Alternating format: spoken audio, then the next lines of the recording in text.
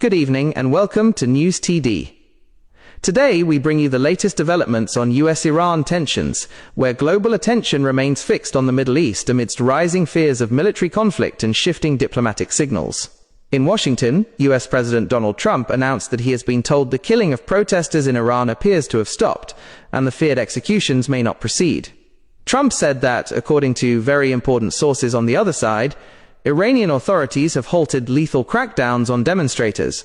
He underlined that he still wants to watch and see what the process is, suggesting cautious optimism while withholding full confirmation of these claims. Over the past weeks, Iran has seen widespread nationwide protests triggered by economic hardship and political discontent.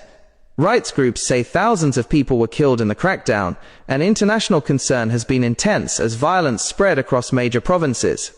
Despite today's statements from Trump, the United States has been repositioning some of its military assets in the region as a precaution against potential escalation.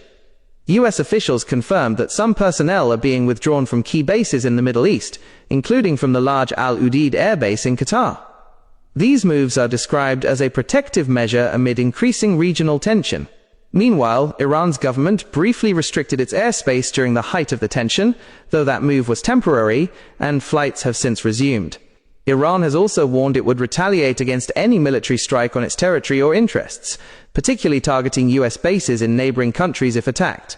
Tehran's threats have raised alarms across the globe, with fears that any direct confrontation could spark a wider regional conflict. In response, many Arab nations and other regional actors are urging restraint and increased diplomatic engagement. Saudi Arabia, Qatar, Turkey, and Egypt have pushed for de-escalation and negotiated solutions, warning that military action could destabilize the Middle East further, affect oil markets, and disrupt global trade. At the United Nations, a Security Council session has been scheduled to address the crisis, driven by U.S. efforts to build international pressure and discuss possible sanctions on Iranian officials tied to the protest crackdown. Despite recent hopeful comments from President Trump about a reduction in lethal violence inside Iran, the threat of military action has not been fully ruled out. Trump emphasized that the United States is monitoring the situation carefully, keeping a range of military and non-military options on the table should conditions worsen. For now, the world watches closely as diplomacy and strategic caution take center stage, even as tensions and uncertainties remain high.